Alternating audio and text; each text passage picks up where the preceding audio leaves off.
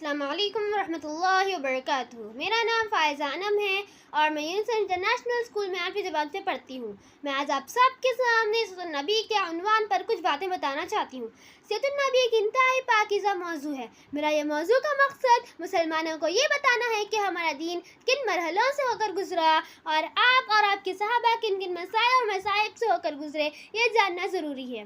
پیارے نبی حضرت اسماعیل علیہ السلام کی نسل سے آپ کے والد عبداللہ بنت عبد المطلب اور آپ کی والدہ آمنہ بنت وہاب تھی، جو قریش قبیلے سے تعلق رکھتے تھے۔ آپ کی پیدائش مکے میں ہوئی۔ وہی سال تھا جس میں ابرا نے اپنے ہاتھیوں کے ساتھ مکے پر حملہ کیا تھا، جس کا ذکر قرآن میں سورہ فیل میں بھی موجود ہے۔ آپ کی پیدائش پر آپ کے دادا عبد المطلب آپ سے بہت خوش ہوئے اور آپ کو خانہ کعبہ لے جا کر آپ اللہ کا شکر ادا کیا۔ آپ کی والدہ کے بعد آپ کو سب سے پہلے دودھ پلانے والی صوبیہ تھی اور صوبیہ کے بعد سعدیہ حلیمہ تھی۔ جب سعدیہ حلیمہ نے آپ کو دودھ پلایا تو حلیمہ کے گھر میں خوشیوں کی بارش شروع ہو گئی۔ پھر جب 4 سال کی عمر میں سینہ چوک کرنے کا واقعہ پیش آیا تو حضرت جبرائیل امین آئے، آپ کا سینہ چوک کیا، آپ کے دل کو زمزم سے دھو کر پھر اسے جوڑ دیا۔ 12 سال کی عمر میں ابو طالب کے ساتھ تجارت کے لیے ملک شام چلے گئے۔ وہاں کے چرچ یعنی فادر راہب نے آپ کا ہاتھ پکڑا اور کہا کہ یہ دنیا کا سردار ہے، اللہ کا رسول اور رحمت للعالمین ہے۔ تو لوگ حیران ہو گئے اور پوچھا کہ راہب آپ کو کیسے پتہ ہے؟ تو راہب نے جواب دیا کہ جب ہم گھاٹی سے ادھر آ رہے تھے تو کوئی بھی درخت یا پتھر ایسا نہ تھا جو آپ کے سامنے سجدہ نہ کیا ہو۔ نبوت سے پہلے ہی آپ کی ایمانداری اور سچائی کو دیکھ کر لوگ آپ کو آمین بلاتے تھے۔ یہی ایمانداری کو دیکھ کر حضرت خدیجہ الکبریٰ رضی اللہ عنہ نے آپ کو تجارت کے لیے ملک شام روانہ کیا۔ وہاں بھی آپ نے اپنے خوب ایمانداری کے ساتھ خوب منافع حضرت خدیجہ الکبریٰ رضی اللہ عنہ کے حوالے کیا۔ حضرت خدیجہ الکبریٰ رضی اللہ عنہ آپ سے بہت خوش ہوئی اور آپ کو نکاح کا پیغام پیش کیا۔ آپ نے رشتہ قبول کیا اور آپ دونوں کا رشتہ طے ہو گیا۔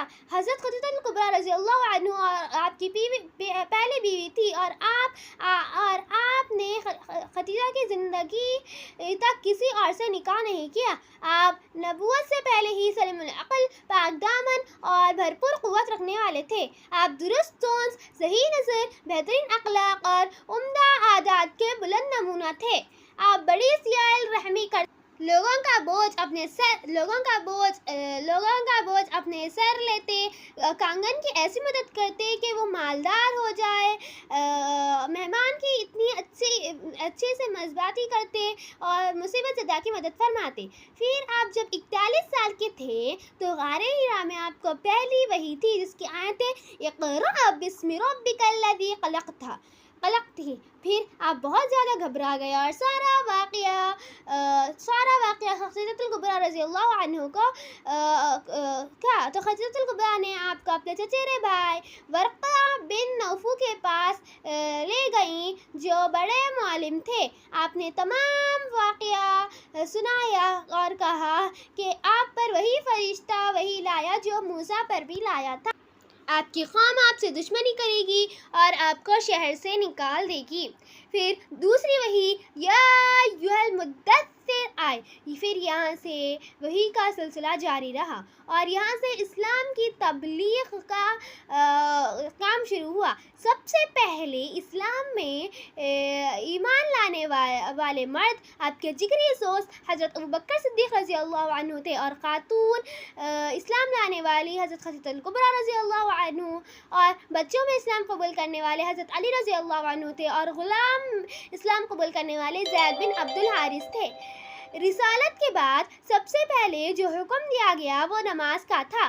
جب اسلام کی دعوت لوگوں کو دیتے تو دشمنان اسلام شور و غل کرتے اور لوگوں کو آپ کا پیغام سننے نہیں دیتے تھے۔ پھر اللہ نے ایک اور معجزہ آپ کو عطا کیا جو معراج کا تھا۔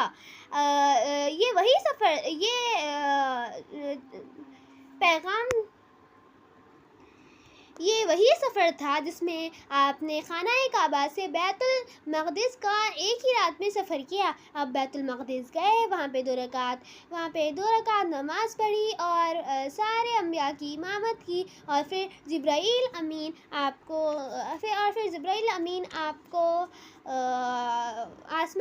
आसमानी दुनिया में ले गए।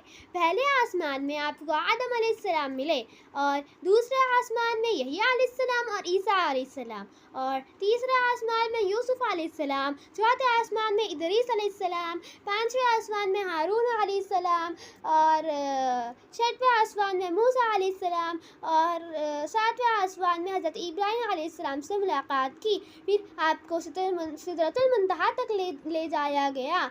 वहाँ आपको 50 नमाज़ों का एक दिन में अदा करने का तोहफ़ा दिया गया। लेकिन हज़रत मूसा अलैहिस्सलाम ने कहने पर आप बार बार गए और 50 से 5 नमाज़ों तक कम करवा ली।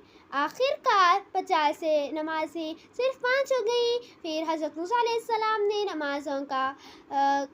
फिर नमाज़ें कम करने के लिए सिफारिश की, लेकिन आपने इनकार कर दिया और कहा कि अब मुझे शर्मिंदगी हो रही है, अब मैं मज़ीद और कोई सिफारिश के लिए नहीं जाऊँगा। फिर उसके बाद इस्लाम की पहली जंग बदर के नाम से जानी जाती है, जो 17 रमज़ान को हुई, इस